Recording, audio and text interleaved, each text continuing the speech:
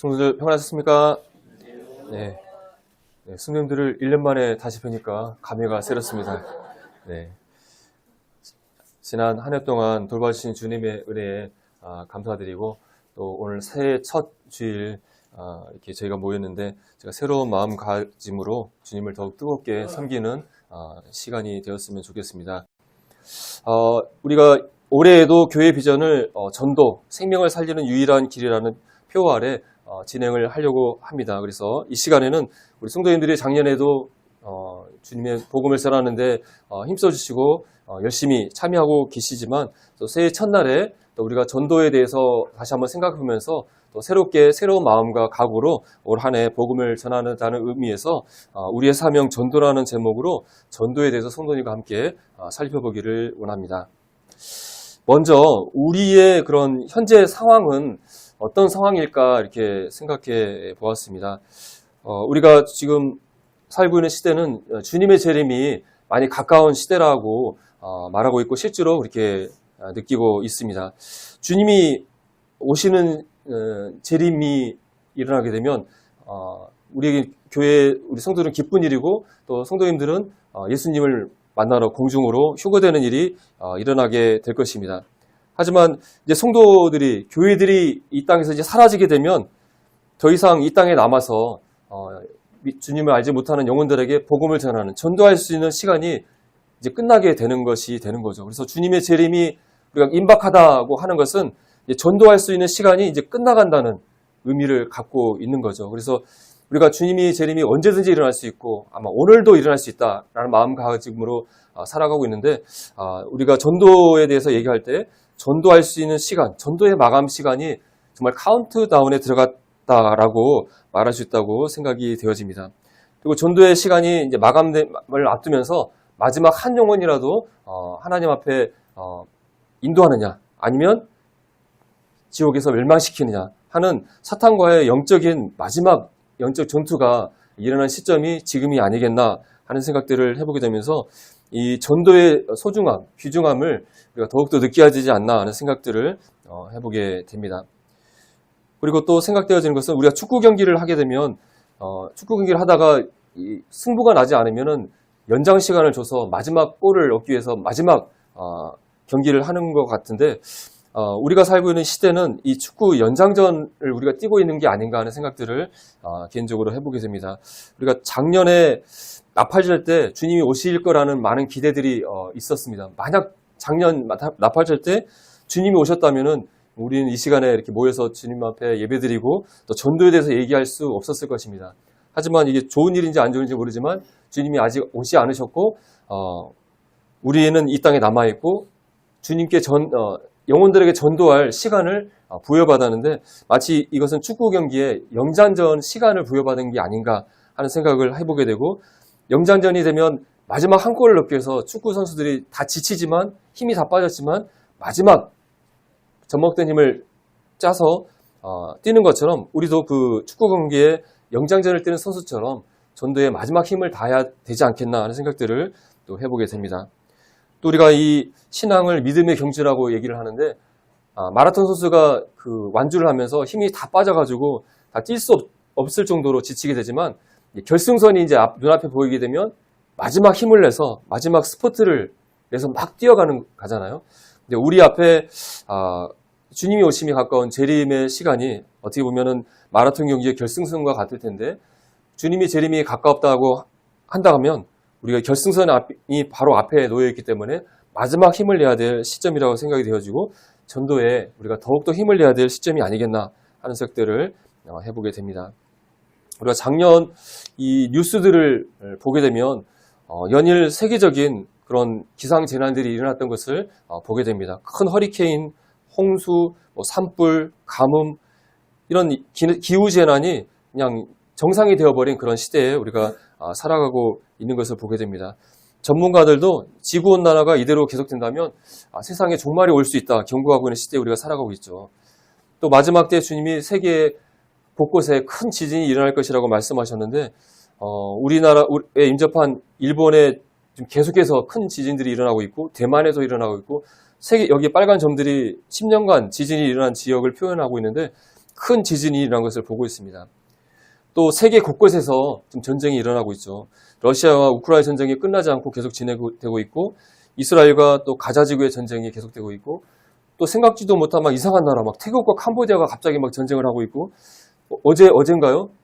미국이 갑자기 베네수엘라를 막 공격하고 있고, 곳곳에 이 나라와 나라가, 민족이 전쟁하는 일들이 일어난 걸 보게 되면서 주님이 오심이 가까운 마지막 시대에 우리가 살고 있다는 생각들을 다시 한번 해보게 되고, 우리에게 전도할 시간이 얼마 남지 않은 시대에 우리가 살고 있구나 하는 사실을 우리가 깨닫고 더욱더 전도에 힘쓰는 성도가 되어야 되겠다 하는 생각들을 해보게 됩니다.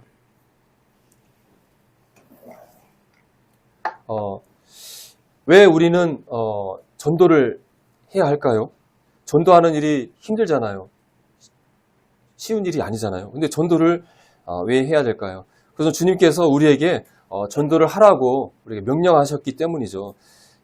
말씀에 예수께서 나와 말씀하여 이르시되 하늘과 땅의 모든 권세를 내게 주셨으니 그러므로 너희는 가서 모든 족속을 제사로 삼아 아버지와 아들과 성령의 이름으로 세례를 베풀고 내가 너에게 분부한 모든 것을 가르쳐 지키게 하라고 우리에게 분명하게 말씀하셨고 명령하셨던 거죠. 전도는 우리가 해도 되고 안 해도 되고 선택사항이 아니라 주님이 우리에게 반드시 하라고 주신 주님의 명령인 것을 보게 됩니다. 오직 성령이 너에게 임하시면 너희가 권능을 받고 예루살렘과 온 유대와 사마리아와 땅끝까지 이르러 내 증인이 되라고 분명하게 우리에게 말씀하셨습니다. 이 땅에 우리들의 죄를 사해주기 위해서 대속물로 자신의 목숨을 내어주기 위해서 오셨던 예수님께서 이 땅에 계시면서 전도하는 일을 계속 하셨고 또 십자가 구속 사역을 완성하신 다음에 하늘나라에 아버지 보좌 우편으로 가시면서 이 전도하는 일을 바로 우리들 제자들에게 우리에게 맡기시면서 너희가 땅끝까지 이르러 내 증인이 되라. 전도하는 일을 하라고 우리에게 전도의 일을 맡기셨던 것을 보게 됩니다. 주님은 왜 우리에게 이 전도를 명하셨을까요? 그것은 아버지 하나님께서 우리 멸망하는 세상 사람들을 불쌍히 여기셔서 그들이 구원받기를 간절히 원하시기 때문인 거죠. 하나님은 모든 사람이 구원받기를 원하신다고 말씀하고 있습니다. 이 세상 사람들을 향한 하나님의 사랑이 크시기 때문에 모든 사람들이 예수 그리스도의 복음을 듣고 전도를 받아서 구원받기를 하나님께서 간절히 원하고 계시고 그 일을 위해서 하나님의 아들 예수 그리스도께서 이 땅에 오셔서 자기의 목숨을 내어주셨던 사실을 우리가 너무나 잘 알고 있고 이 하나님의 사랑이 바로 우리에게 닿아서 우리도 예수 그리스도의 복음을 듣고 전도를 받아서 구원받아서 이제 하나님 앞에 나오게 된 것이고 이제 이 일을 바로 우리들이 해야 한다고 하는 것이죠. 예수님께서 이런 말씀을 하셨죠. 우리가 다른 가까운 마을로도 가자. 거기서도 전도하리니 내가 이를 위하여 왔노라. 이렇게 예수님께서 말씀하셨던 것을 보게 됩니다. 예수님께서 이 땅에 오셔서 공생애를 사역을 하시면서 여기저기를 막 돌아다니셨잖아요. 얼마나 지치고 힘드셨겠습니까? 하지만 다른 가까운 말로 우리가 가야 된다. 그리고 거기 가서 우리가 전도를 해야 된다고 말씀하고 있는 것을 보게 됩니다. 그러면서 내가 이것을 위해서 전도하기 위해서 내가 왔다고 말씀하고 있습니다.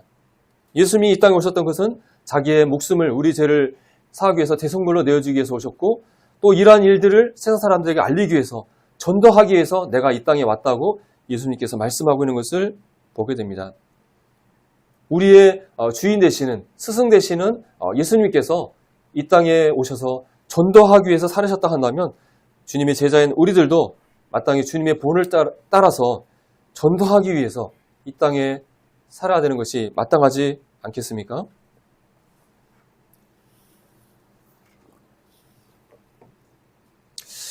이 전도의 사역은 우리가 이 땅에서 하는 다른 여러 사역과 다른 특별한 점이 있는 것 같습니다. 우리가 이렇게 예배드리고 또 하나님을 섬기고 또 성도들을 섬기고 또 성경 공부를 하고 기도를 하고 이런 일들을 통해서 하나님을 섬기잖아요. 근데 이런 활동들은 천국에 가서도 영원히 지속될 것 같습니다. 천국에 가서도 예수님께 예배드리고 또 말씀을 연구하고 할 수 있잖아요.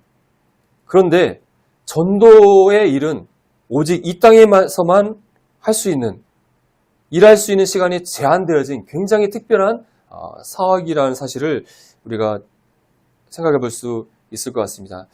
사도 바울이 이렇게 기도하면서 하나님이 전도할 문을 우리에게 열어달라고 이렇게 기도하는 말씀을 보게 되는데, 이 전도의 문을 열어달라고 기도하고 있잖아요. 지금 현재 우리에게는 전도의 문이 열려 있죠. 우리가 마음만 먹으면 밖에 나가서 사람들에게 예수님 믿으세요.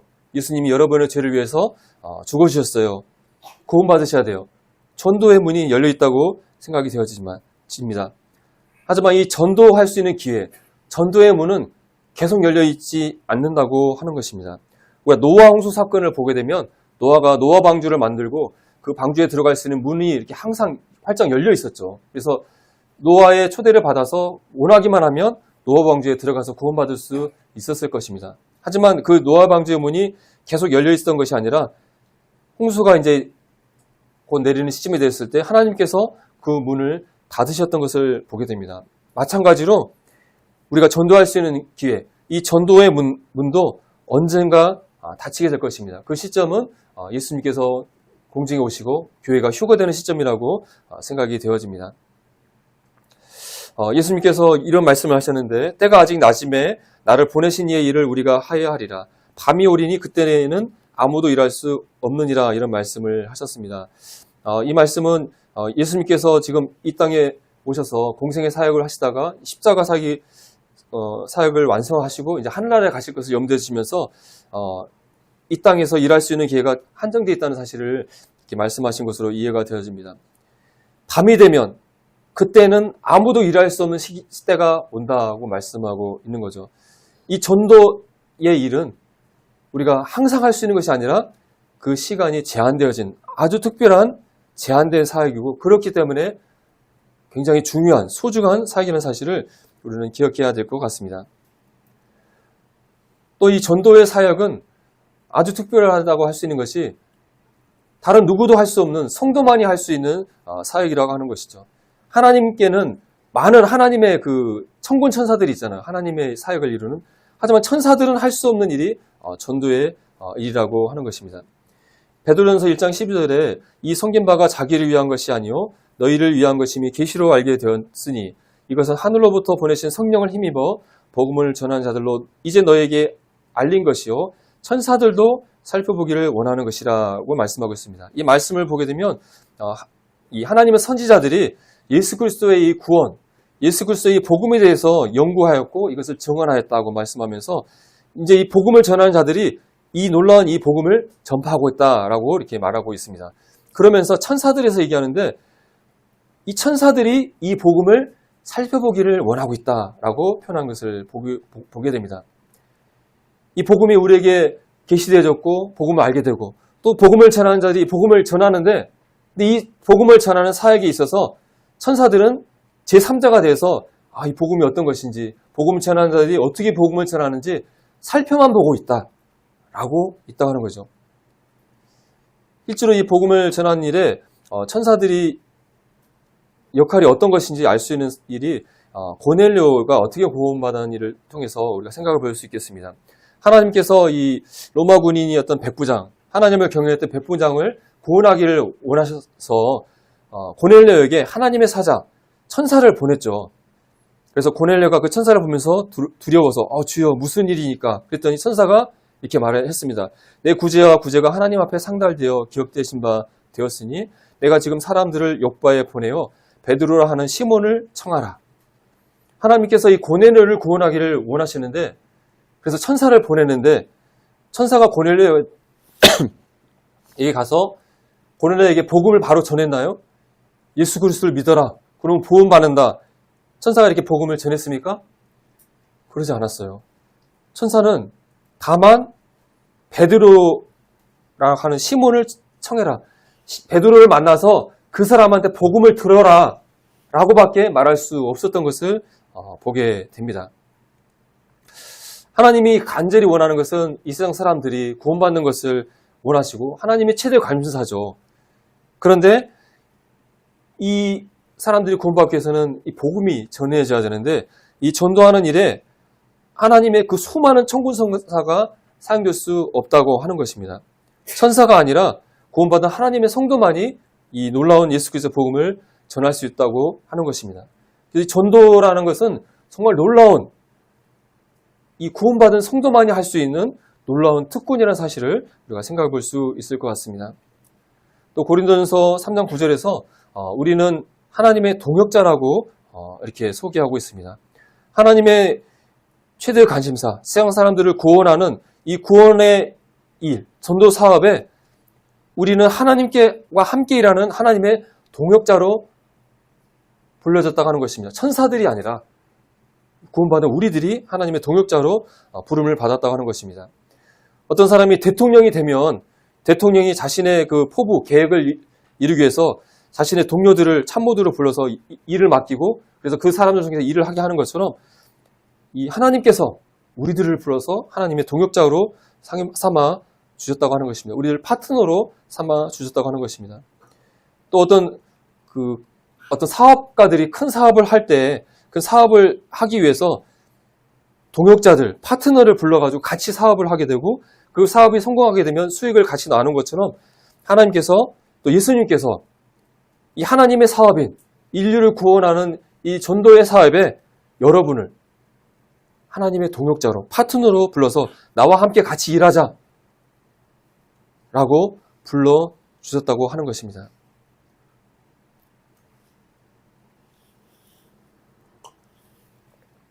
또 하나님께서는 또 우리 성도가 하나님을 섬기는 여러 가지 일에 하늘나라에서 큰 상급들을 주실 것을 우리는 잘 알고 있습니다.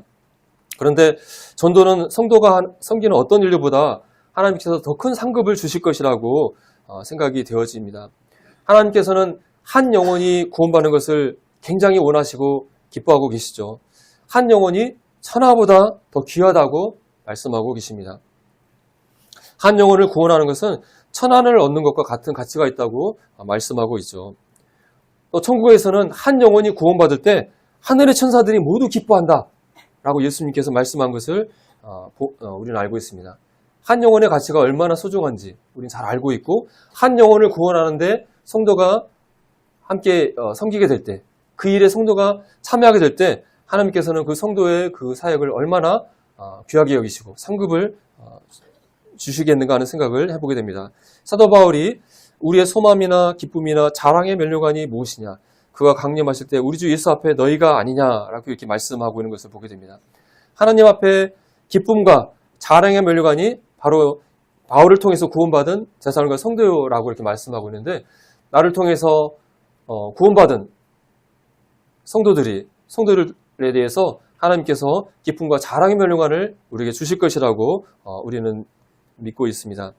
또 다니엘서에서도 많은 사람을 옳은 대로 돌아오게 하는 자는 별과 같이 영원히 빛날 것이라고 말씀하고 있습니다. 한 영혼을 구원하여서 그것을 하나님께 인도한 성도에게는 하나님이 또 예수님이 빛인 것처럼 하늘나라에서 별과 같이 빛나도록 해주시겠다는 말씀을 보게 되면서 전도의 상급이 얼마나 클지 우리가 기대가 되어지고 전도에 대해서 더욱더 우리가 소망을 품고 더 힘써야 되겠다는 생각들을 해보게 됩니다.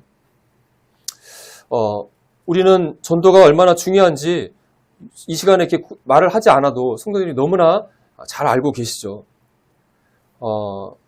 근데 이 성도님들은 전도에 실제로 얼마나 관심을 가지고 계시고 실제로 얼마나 전도에 참여하고 계시는가요? 여기 기독교 목회 데이터 연구소라는 데에서 한국 교회의 전도 실태 조사를 한 것을 실시해 봤습니다. 이것은 우리 모임이 아니라 일반 우리 교회, 우리나라의 기독교인들 대상으로 이렇게 설문을 해서 전도에 대해서 알아본 데이터가 되겠습니다.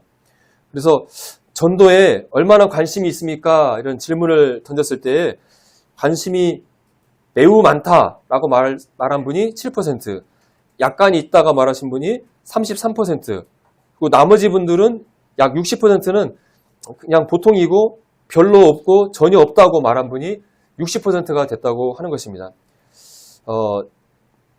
이 전도가 정말 중요하다는 것을 알고는 있는데 실제로 내가 전도에 관심을 갖고 있다가 말하신 분이 40%밖에 되지 않고 매우 갖고 있다고 하는 분은 7%밖에 되지 않는다고 하는 것입니다. 우리가 구원받은 성도라 한다면, 기독교인이라 한다면 전도가 얼마나 중요한지 알고는 있지만 진짜 삶 가운데에 그 전도에 관심을 가지고 전도를 실천하는 분은 현실적으로 적다는 사실을 생각해 보게 됩니다. 또 연령별로 전도에 얼마나 관심이 있는지 물어본 설문이 있었는데 60세 이상은 약 49%가 내가 전도에 관심이 있어요 라고 답을 했지만 젊은 나이로 갈수록 전도에 관심이 급격하게 떨어지는 것을 보게 됩니다.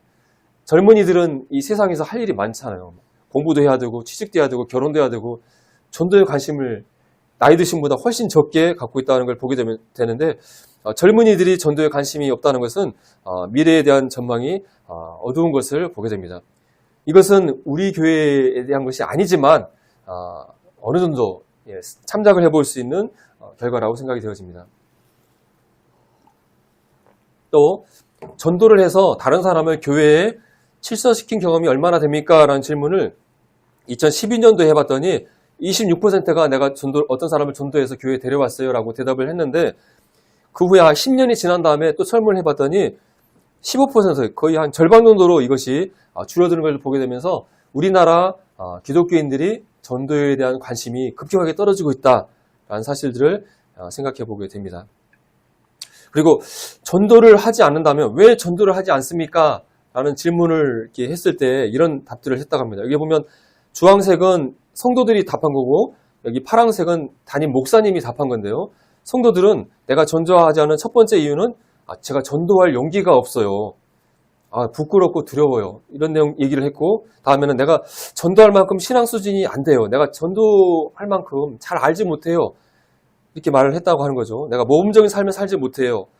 기독교의 사회적 의미가 좋지 않은 것 같아요. 이런 얘기를 한 반면에 목사님들이 판단한 성도들이 전도하지 않는 이유는 전도할 용기가 없다는 것도 있지만 성도들과 다르게 전도에 대한 관심이 없다라고 답을 했다고 하는 것입니다. 목사님들이 봤을 때 성도들이 전도를 안 하는 이유는 사실은 전도에 관심이 없이 그냥 자기 일을 하면서 그냥 살아가고 있는 것 같다라고 답을 했다고 하는 것입니다. 그래서 전도가 중요하다는 것은 우리가 알고는 있지만 실제로 삶 가운데 정말 관심을 가지고 용기를 내서 하는 성도는 극히 적은 것이 우리 기독교의 현실이 아닌가 하는 생각들을 해보게 되는 것이죠. 그리고 전도하지 않은 이유에 대해서 제가 개인적으로 이렇게 생각해 봤을 때 전도하지 않은 큰 이유 중에 하나는 우리가 전도를 했을 때 그 전도 복음을 들은 사람이 믿지 않을 것이고 또 결국 결국은 못할 것이라는 생각을 하기 때문에 전도하기를 미리 포기하는 경우가 많지 않나 하는 생각들을 해보게 됩니다. 전도에 있어서 큰 오해가 내가 전도를 했을 때 그 사람이 복음을 듣고 구원을 받아야만 내가 한 전도가 의미가 있다고 생각하기 때문에 내가 전도를 해서 구원받지 않으면 내가 한 전도는 실패한 것이라고 여기고 그렇기 때문에 좌절하기 때문에 애초부터 내가 전해봤자 저 사람 안 믿을 거야. 구원받지 못할 거야. 그럴 바에 차라리 전도하지 말자. 그래서 미리 포기하는 것이 큰 원인이지 않는가 하는 생각들을 해보게 됩니다. 우리가 우리 남은 서문교회가 세워진 후에 많은 복음 집회를 했고 또 노방전도를 하면서 많은 전도들을 뿌리고 또 개인 전도를 했지만 사실 결신에 이르고 구원받는 사람은 극히 적은 숫자이지 않습니까? 그런 거 보면서 우리 복음 집회 한 거 또 밖에 나가서 노방전도 하는 거 결신 믿는 사람도 없는데 이 전도는 실패한 거야. 이 전도는 의미가 없는 거야. 라고 생각하면서 아예 이거 하지 말자. 결과가 구원받는 사람도 없는데 이런 식으로 간다고 하는 거죠. 어차피 구원받는 사람도 없는데 노방전도 하지 말자. 개인전도 하지 말자. 이렇게 돼버린다고 하는 거죠. 과연 그럴까요? 이 믿는 사람이 없는 목회자, 또 구원받은 사람이 없는 선교사의 사역, 그런 것들은 의미가 없는 사역일까요? 그렇지 않다고 생각이 되어집니다. 주님께서 우리에게 명령하신 것은 너희는 온 천하에 다니며 만민에게 복음을 전파하라고 우리에게 명령하셨습니다. 만민에게 복음을 전파하라. 우리에게 주어지신 명령은 복음을 전하는 것입니다. 너희는 만민을 내게 가서 그들을 구원시켜라 라고 말씀하신 것이 아니죠. 우리에게 맡기신 일은 다만 그들에게 복음을 전해서 그들이 믿을 기회를 주라고 하는 것입니다. 하지만 우리는 복음을 전해서 그 사람이 구원에 이르야만이 내가 전한 복음이 의미가 있다고 생각하고 있지 않는가 하는 생각을 해보게 됩니다. 우리에게 복음을 전해서 구원까지 이르게 할 책임이 우리에게 준 것이 아니라고 하는 것이죠. 우리가 할 일은 다만 그들에게 복음을 전하고 그들이 믿을 수 있는 기회를 주는 것이 우리의 할 일이고, 그 이후에는 하나님의 주권적인 역사와 또 듣는 자가 그것을 믿음으로 받아들이는 그들의 선택이 있어야 되는 것이고, 이 부분은 우리에게 맡겨진 부분이 책임이 아니라고 하는 것입니다. 그래서 우리가 이런 사실을 기억하면서 구원의 결과에 연연하지 않고 복음을 전하는 일을 멈추면 안 된다는 사실을 우리가 기억했으면 좋겠습니다. 한 영혼이 구원받는 데 있어서 우리가 할 일이 있고 그 이후에 하나님이 하시는 일이 있다는 사실을 생각해 보게 됩니다. 어려운 단어로 하나님 구원받는 데 있어서 인간의 책임져야 할 부분이 있고 하나님의 주권적인 역사가 동시에 필요하다고 이렇게 얘기를 하고 있습니다. 고린도서 3장 6절 말씀을 보게 되면 나는 심었고 아볼로는 물을 주었으되 오직 하나님께서 자라게 하셨나니 그런즉 심는 이나 물 주는 이는 아무것도 아니로되 오직 자라게 하시는 이는 하나님뿐이니라. 여기 보면 바울은 심었고 아볼로는 물을 주었다고 얘기하고 있습니다. 여기서 심었다는 것은 복음의 말씀을 최초로 전한 것을 의미하는 것으로 이해가 되어지고, 아볼로가 물을 준 것은 심겨진 이 복음의 말씀의 씨앗이 자랄 수 있도록, 이 복음을 잘 이해할 수 있도록 도와주는 것으로 이해가 되어집니다. 복음의 말씀을 심고 물을 주는 것은 복음 말씀을 전하고 이해시키도록 도와주는 사람이 해야 될, 인간이 해야 될 복음 전도의 부분이라고 생각이 되어집니다. 하지만 이것으로 사람이 구원받는 것이 아니라 우리가 심고 물을 주는 다음에 그 이후에 하나님의 역사가 있어야 된다고 하는 것입니다. 심는 이나 물 주는 이는 아무것도 아니다. 하지만 오직 자라게 할 수 있는 분은 하나님이라고 말씀하고 있습니다. 우리가 복음 말씀을 전해서 그 말씀이 마음에 심겨지고 또 그걸 이해할 수 있도록 도와주는 일들을 했을 때까지가 우리가 해야 될 일이고, 그 다음에 이 말씀의 씨앗이 자라게 되는 것, 그 복음을 말씀을 듣고 그 말씀을 깨닫고 죄인이라는 사실을 깨닫고 예수 그리스도의 복음을 이해하고 예수 그리스도를 믿음으로 받아들이는 부분은 하나님이 하시는 하나님의 주권적인 역사라고 하는 것이죠. 그래서 우리는 복음 말씀을 심고 하나님은 자라게 하는 것이 하나님이 한 영혼의 구원의 역사에서 필요한 것이라는 것이고, 우리가 할 부분은 바로 이 복음의 말씀을 전하는 것이라고 하는 것입니다. 그리고 하나님께서 심는 이와 물 주는 이는 한 가지이나 각각 자기의 일한 대로 자기의 상을 받을 것이라고 말씀하고 있습니다. 한 영혼이 구원을 받는지 안 받는지 상관이 없이 우리가 해야 될 복음을 전하는 일에 대해서 하나님께서 분명하게 상을 주시겠다고 말씀하고 있다고 하는 것입니다.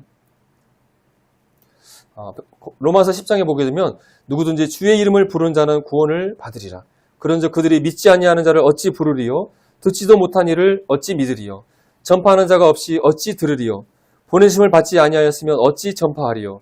기록된 바 아름답도다 좋은 소식을 전하는 자들의 발이여 함과 같으니라. 이 말씀을 통해서 한 영혼이 구원받는 과정을 잘 말씀해주고 있습니다. 전도자가, 복음을 전하는 자가 보내심을 받게 되고, 보내심을 받은 전도자가 복음을 전하게 됩니다. 복음을 전하게 되면 그 사람이 복음을 듣게 되죠. 듣게 됐을 때 그 사람이 깨닫고 믿게 되고, 믿은 사람이 예수 그리스도를 자신의 주로 인정하고 그 이름을 부르게 되면 구원을 받는다고 말씀하고 있습니다. 여기서 우리가 해야 될 부분은 바로 복음을 전파해서 그 사람이 복음을 듣게 하는 것까지가 우리가 하는 일이고, 그 다음에 듣는 자가 믿고 구원받는 것은 하나님께서 하시는 일이라는 사실을 생각하게 되고, 우리가 할 일은 복음을 전파하는 데 있다는 사실을 우리가 다시 한번 생각해 봤으면 좋겠습니다. 전도서 11장에 보게 되면 복음 전도에 있어서 우리가 할 일과 또 하나님이 하시는 일이 잘 나와 있는 것을 볼 수가 있습니다. 너는 내 식물을 물 위에 던지라. 여러 날 후에 도로 찾으리라. 바람길이 어떠함과 아이벤자의 태에서 뼈가 어떻게 자라는 것을 내가 알지 못한 같이 만사를 성취하시는 하나님의 일을 내가 알지 못하느니라. 너는 아침에 씨를 뿌리고 저녁에도 손을 거누지 말라. 이것이 잘 되는지 저것이 잘 되는지 혹 둘이 다 잘 되는지 알지 못함이니라. 식물을 물 위에 던지라라고 말씀하고 있습니다. 여러 날 후에 도로 찾을 것이다. 이것은 우리 형편에서는 이해하기 어려운 농사인데 이집트에서는 나일강이 이렇게 범람을 하게 되는데 범람하게 될 때 사람들이 배를 타고 가서 강물 위에 씨를 이렇게 뿌린다고 합니다. 너무 무모한 일처럼 생각되어지지만 이 강물이 빠지게 되면 뿌리는 씨들이 바닥에 가라앉아서 나중에 자라서 풍성한 결실을 맺게 된다고 합니다. 그 뿌려진 씨앗이 어떻게 될지 우리는 알지 못하지만 우리가 손을 거두지 않고 계속 씨를 뿌리는 일을 하게 될 때 언젠가는 그 씨앗이 땅에 내려서 땅에 뿌리를 내리고 풍성한 결실을 맺게 된다고 말씀하고 있습니다. 바람길이 어쩐지 우리가 알지 못하고 뱃속의 태아뼈가 어떻게 자라는지 우리는 알지 못하지만 만사를 성취하신 하나님이 일하신다 하기 때문에 너희들은 복음의 이 씨앗 전도하는 일을 멈추지 말라고 말씀하고 있는 것이죠. 또 이 전도는 정말 놀라운 하나님이 우리에게 주신 특권이지만 이 놀라운 특권이만큼 우리에게는 놀라운 또 무거운 책임이 있다고 하는 것입니다. 하나님께서 에스겔에게 이스라엘 백성이 파수꾼으로 삼으셨다고 말씀하면서 네가 이 이스라엘 백성들에게 죄인들에게 하나님의 말씀을 전파하는데 내가 만약 그들에게 전파하지 않아서 그들이 죽게 된다 한다면 그의 핏값을 내 손에 찾을 것이라고 예수에게 말씀하고 있습니다. 하지만 네가 전했음에도 불구하고 그들이 그걸 듣지 않고 죽게 된다면 너는 그 피해에 대해서 깨끗하다고 말씀하고 있는 것이죠. 사도 바울이 이 말씀을 생각하면서 모든 사람의 피해에 대해서 내가 깨끗하다. 이는 내가 꺼리끼지 않고 하나님의 뜻을 다 여러분에게 전했다고 말씀하고 있습니다. 모든 사람에게 거리끼지 않고 내가 복음을 전했다. 그러하기 때문에 모든 사람의 피해에 대해서 내가 깨끗하다고 말씀하고 있는 것을 보게 됩니다. 사도 바울처럼 우리들도 우리 주변에 있는 사람들에게 예수 그리스도의 복음을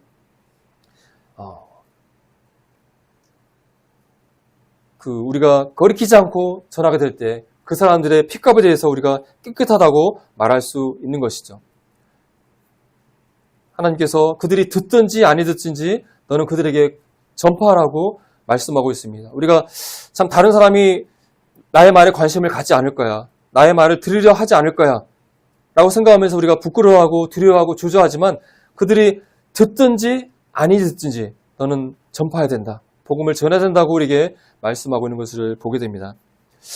전도에 있어서 우리가 복음 전파하는 일이 얼마나 중요한지를 요나의 전도를 통해서 우리가 생각해 볼 수 있는데요.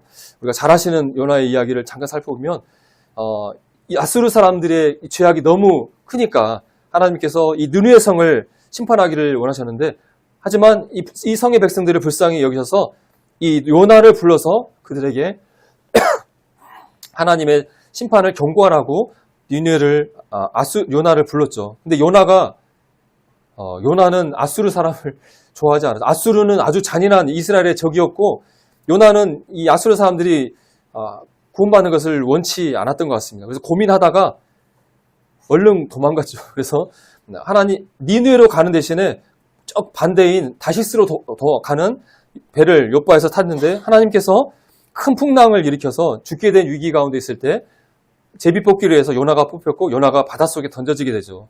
근데 하나님께서 큰 물고기를 보내서 요나를 삼키게 했고 요나가 죽는 것이 아니라 3일 밤낮을 뱃속에 있다가 다시 토해지는 기적이 일어나게 됩니다. 요나가 물고기 뱃속에서 하나님이 자신을 살린 것을 체험하게 되면서 마음을 돌이키고 하나님께 감사하면서 아유 하나님 제가 하나님 명령에 순종해서 가겠습니다. 이렇게 마음을 바꿨던 것 같습니다. 그래서 결국 니느웨 성에 가서 40일이 지나면 니느웨가 멸망할 것이다 이렇게 외치는 것을 보게 됩니다. 이 니느웨 성이 3일 동안 가야지 되는 큰 성이었다고 하는데 요나는 단 하루만 돌아다니면서 전했어요. 마지못해서 전한 것 같습니다. 근데 놀라운 일이 일어났습니다. 왕부터 모든 백성에까지 그냥 뒤집어졌어요. 하나님 앞에 자신들의 죄악을 고백하면서 막 옷을 찢으면서 죄에서 울면서 하나님께 기도했을 때 하나님께서 이 니느웨 성의 멸망을 늦추셨던 것을 보게 됩니다. 근데 요나가 니느웨 백성들이 구원받는 걸 보면서 어떤 반응을 보였냐면 막 몹시 화를 내면서 하나님 앞에 왜 니느웨 백성을 살리셨어요? 차라리 저 죽여주세요. 이럴 줄 알고 내가 안 가려고 했잖아 하면서 화를 내는 것을 보게 됩니다. 정말 황당한 전도자죠. 그러면서 하나님께서 이 요나의 마음을 이해시키기 위해서 어떤 일을 행하게 하시는데, 요나가 이 니느웨 성 동편에 초막을 짓고 혹시 니느웨 성이 멸망하지 않을까 이렇게 지켜봤다고 말씀하고 있습니다. 근데 이때 아주 뜨거운 벽 가운데 뜨거운 가운데 있을 때 하나님께서 박농쿨을 예비하셔서 박농쿨이 자랐어요. 그래서 박농쿨이 그늘을 만들어주니까 요나가 박농쿨을 보면서 야 어디서 네가 태어났냐 하면서 박농쿨을 보면서 너무 기뻐했고 아주 좋아했어요. 근데 그 다음날 벌레를 보내서 새벽에 박농쿨을 다 갉아먹게 하시고 시들어 죽게 만들었어요. 그리고 뜨거운 동풍이 막 불게 하니까 요나가 막 뜨거운 햇볕 가운데 막 하면서 혼비의 가운데 하나님 아우 나 죽겠어요. 차라리 죽여주세요. 막 그랬습니다. 그럴 때 하나님께서 이렇게 말씀하세요. 네가 수고도 아니하고 재배도 아니하면서 하룻밤에 났다가 하룻밤에 말라버린 이 박농쿨을 네가 아꼈는데 하물며 이 큰 성읍 니느웨에는 좌우를 분별하지 못하는 자가 12만 명이요 가축도 많이 있나니 내가 어찌 아끼지 아니하겠느냐라고 말씀하시면서 니느웨 백성을 사랑하는 아끼는 하나님의 마음을 요나가 박농쿨을 아꼈던 마음을 통해서 이해시키는 것을 보게 됩니다. 요나가 하나님의 마음을 이해했는지 어쩌는지는 모르겠지만 어쨌든 정말 이 아수르 백성이 이 당대의 최고의 강력한 나라였고 정말 잔인한 백성들인데도 불구하고 하나님께서는 이 니느웨 백성들에게 그들이 구원받기를 원하셨고 그 일을 위해서 요나를 보내셨던 것을 보게 됩니다. 근데 요나는 많이 부족한 전도자였죠. 하나님 부름에 냉큼 도망쳤던 사람이고 하나님의 그 마음을 이해하지 못하고 니느웨 백성이 멸망받기를 원했던 사람입니다. 그리고 전도도 마지못해 가서 3일 길을 가야 될 성읍을 하루만 가서 40일 지나면 멸망해요 하고 싹 했던 정말 부족한 전도자였습니다. 그럼에도 불구하고 이 요나의 전도에 니느웨 성이 뒤집어지고 니느웨 백성이 돌이켜서 회개하고 놀라운 구원의 역사가 일어났던 것을 보게 됩니다. 이 부족한 전도자를 하나님께서는 니느웨 백성들에게 놀라운 하나님의 표적, 하나님의 살아계신 하나님의 기적으로 눈에 보이게 했고 또 이 부족한 요나를 예수 그리스도의 부활의 예표로 삼으셨던 것을 보게 됩니다. 예수님께서 요나를 이렇게 말씀하셨어요. 니느웨 사람들에게 표적이 되었다. 인자도 이 세대에 요나와 같은 표적이 될 것이라고 말씀하고 있습니다. 이 표적이 다른 번역에는 기적이라고 말씀하고 있는데 니느웨 백성들이 그 잔인한 악랄한 우상을 섬기는 니느웨 백성들이 어떻게 요나가 와서 하루 전했는데 그 성이 뒤집어졌을까 좀 이해가 되지 않는데 이 니느웨 백성들은 다곤이라는 신을 섬긴다고 합니다. 위는 사람인데 밑에는 뭐가처럼 보입니까? 물고기를 섬기는 우상을 섬겼다고 해요. 근데 요나가 하나님 도망갔다가 어떤 일이 일어났습니까? 3일 동안 물고기 뱃속에 들어갔다가 뱃속에서 뱃속에서 나왔잖아요. 해변에서 물고기 뱃속에서 요나가 이렇게 나왔을 때 그 주변에 있는 사람들이 그걸 봤겠죠. 이게 뭐야? 뱃속에서 사람이 기어 나오네?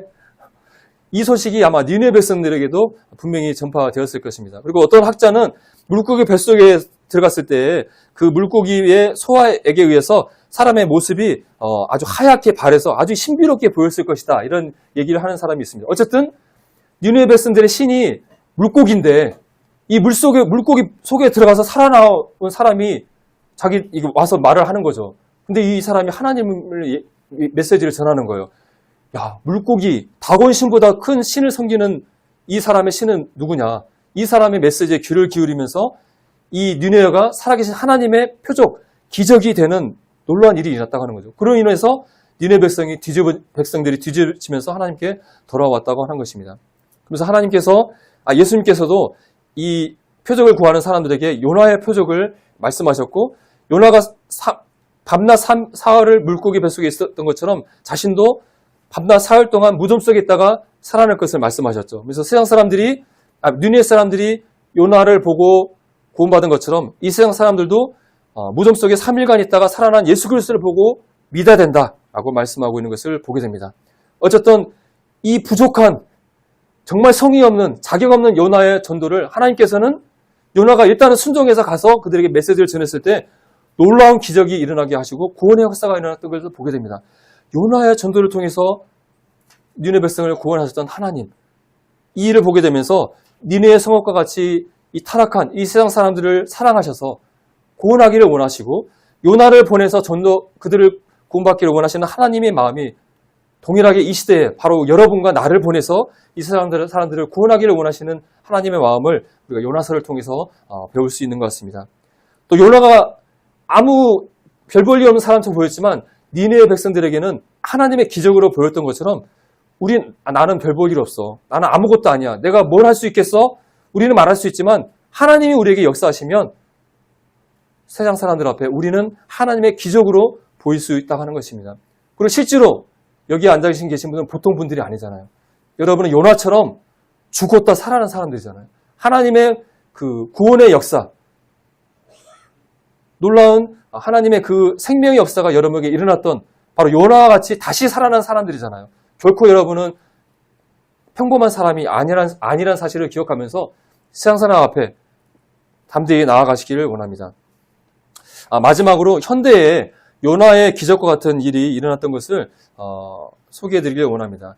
이미 아실이라고 생각이 되어지는데 호주의 시드니의 이 조지가에 무명의 전도자 프랭크 제네라는 분이 있었다고 합니다. 들어보셨죠? 이분은 신뢰합니다. 선생님은 구원받으셨습니까? 만약 오늘 밤 선생님께서 죽으신다면 천국에 갈 수 있습니까? 이런 세 마디의 전도의 말과 전도지를 하면서 40년 동안 매일 전도했던 전도자였다고 합니다. 근데 이렇게 매일 전도했지만 한 사람의 결신자도 만나지 못해가지고 실망한 가운데 있었고 병이 들어서 죽기 일보 직전에 있었는데 영국의 어떤 목사님이 찾아왔어요. 제가 당신을 통해서 구원받은 수많은 사람이 있다는 얘기를 들으면서 당신이 도대체 누군지 궁금해서 찾아왔습니다. 그러면서 당신의 전도를 통해서 구원받은 사람이 14만 6천 명이나 됩니다. 라고 얘기를 했다고 합니다. 놀랍지 않습니까? 이 단순한 전도의 말로 전도지로 단순하게 전도했었는데 아무런 구원의 역사가 없다고 실망했던 이 분에게 나중에 어떤 목사님이 오셔서 당신의 이 전도로 구원받은 사람이 10만 명이 넘는다는 사실을 알려주었다고 하는 것입니다. 또 이 자료를 이분에 대해서 알아보게 되면서 이분에 속했던 교회가 백슬리 가스펠 홀이라는 것을 알게 되는데요. 가스펠 홀이라는 교회가 어디 교단일 것 같습니까? 많이 들어보지 않으셨나요? 가스펠 홀. 우리와 같은 형제교회라는 걸 알 수가 있었습니다. 그래서 우리 모임의 형제님이었다는 사실을 알게 되면서 더 감사가 되었습니다. 네. 앞에서 그 제너라는 전도자가 간단한 세 문장과 전도지로 전도했을 때 하나님께서 이 단순한 이 전도를 통해서 놀라운 구원의 역사를 이루셨던 것을 보게 됩니다. 하나님께서는 전도에 미련한 것으로 믿는 자들을 구원하기를 기뻐하신다고 말씀하고 있습니다. 우리가 전도하면은 전도하기 위해서 우리가 그냥 멋지고 복잡하고 그런 복음의 전도의 말을 내가 재현해야 되는데 나 그럴 자격이 없어. 난 아는 게 없어. 우린 주저하게 되지만 우리 프랭크 제네와 같이 내가 알고 있는 단순한 복음의 전도의 그 말로써 하나님께서는 구원의 역사를 이룰 수 있다고 하는 것입니다. 니느웨가 40일이 지나면 니느웨 성이 멸망한다는 단순한 이 말을 외쳤을 때 수십만 명의 니느웨 사람이 구원받았던 것처럼 전도에 미련한 것으로 성도들이 전도지 한 당 전해주는 것으로 예수님 믿으셔요. 구원받으셔야 돼요. 라는 이 전도의 말을 통해서 하나님께서는 구원의 역사를 이룰 수 있다는 사실을 믿고 기대하시고 전도하시기를 바랍니다. 이 말씀 마지막으로 같이 한번 읽고 말씀을 맺겠습니다. 같이 한번 읽어볼까요? 시작. 너는 말씀을 전파하라. 때를 얻든지 못 얻든지 항상 힘쓰라. 범사에 오래 참음과 가르침으로 경책하며 경계하며 권하라. 네, 우리 주제 말씀이었는데 너는 말씀을 전파하라. 때를 얻든지 못 얻든지 항상 힘쓰라. 이 말씀을 올해 항상 마음 가운데 기억하시면서 전도에 더욱더 힘써주시면 감사하겠습니다.